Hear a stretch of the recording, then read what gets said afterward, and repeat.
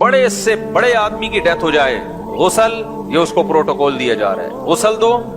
غسل میں بھی آسانی رکھی ہے کہ 3 دفعہ اس کی باڈی پہ پانی بہاؤ، کلی اور ناک میں پانی نہیں، کیونکہ اس کو نکالنا مشکل ہوگا، تو بس روئی گیلی کر کے گھما دو، اور اس کو لے جا کے سادہ قبر کھودو بغیر تابوت کے۔ بغیر تابوت کے، بھائی کیوں تابوت پہ خرچہ کر رہے ہو؟ اور تابوت جگہ زیادہ گھیرتا ہے، ایک بندے نے دفن ہونا ہے، جگہ 4 بندوں کی گھیر کے دنیا سے جا رہے ہو۔ ایک بندہ ہے تو ایک بندے ہی کی برابر قبر کھدے گی، اس قبر میں رکھا۔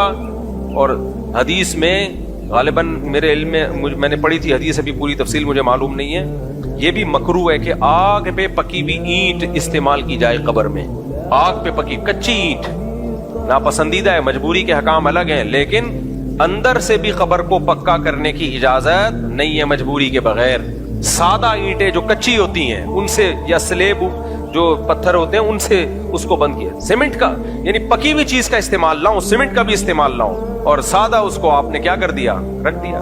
اس کے بعد کیا کرنا ہے؟ کچھ بھی نہیں کرنا، دعا مانگنی ہے اس کے لیے اور نکل جانا، ختم۔ اب ساری زندگی پڑی ہے، آپ اس کے لیے دعائیں مغفرت کرتے رہو، صدقات خیرات کرتے رہو۔